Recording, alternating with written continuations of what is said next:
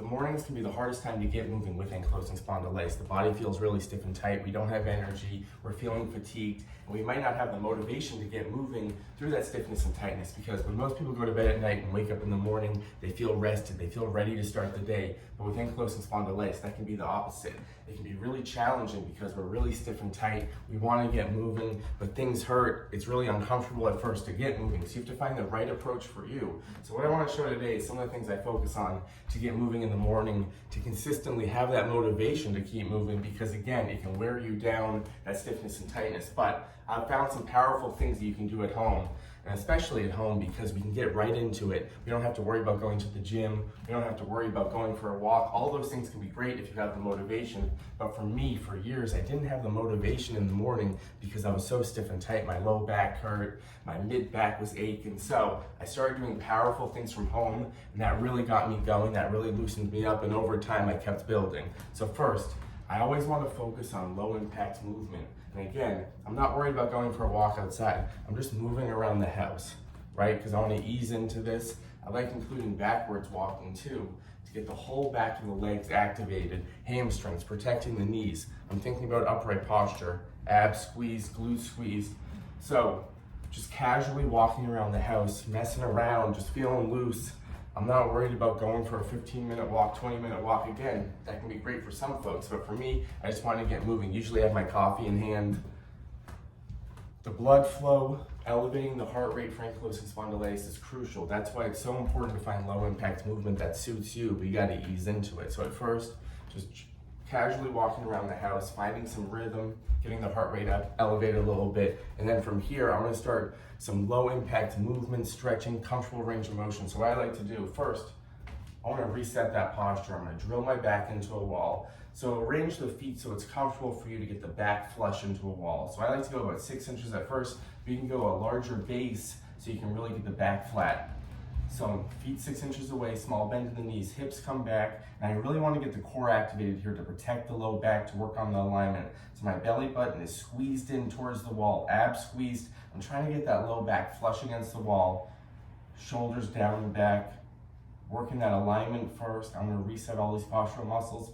And if that's really uncomfortable, get the core engaged, glutes squeeze, shoulders back. Hold this a couple seconds, and then you can just keep walking, keep that rhythm going.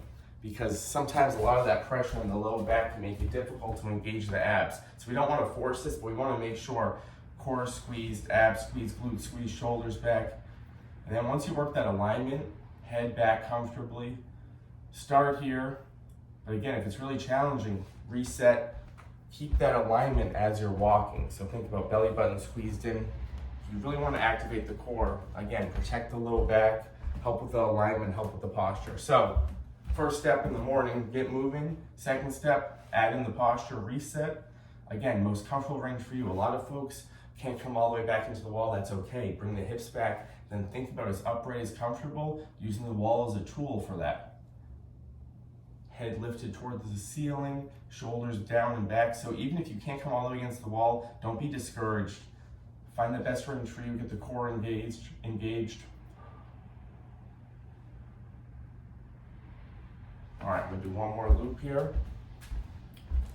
Backwards walking, getting those hamstrings activated, glutes, whole body engaged. And once it opens up against the wall, I'm gonna get a little movement going. So I'm gonna engage the core, abs squeezed in, low back touching, shoulders down and back. And I'm gonna try to keep my back as close to the wall as comfortable. Overhead reaches, but I really don't wanna arch my low back. Again, we're focused on the core to protect the low back. So we wanna get movement in that mid back, upper back, back drilled in, overhead reach, keeping that back drilled in. So just a range that suits you. You might just want to start nice and small, abs tight. But this doesn't have to be a full workout. What actually helped me is forgetting about the full workout, forgetting about strength training and the fitness routine. All that stuff is crucial, but to get there, this is the most important thing. Low impact movement, daily if you can do it. Start just 1 day a week, gradually increase it, but this is the foundation of my training, because we have to consistently break up that stiffness and tightness and work on the posture. Excellent. So I might just casually keep walking around the house, getting the blood flowing, but now I'm including a little stretching, a little gentle range of motion. That overhead reach is so crucial because we want to break up all that stiffness and tightness, especially through the shoulders, but you got to start with a comfortable range of motion. From here, I want to get some gentle stretching going. So using the wall for support so we can keep that upright posture. Pressing away from the wall, I'm going to gently rotate so I stretch out the chest, shoulder, trying to squeeze my upper back here for that postural support, breaking up all the tension in the upper body. So again, you gotta find a comfortable range of motion. I'm keeping my hips forward.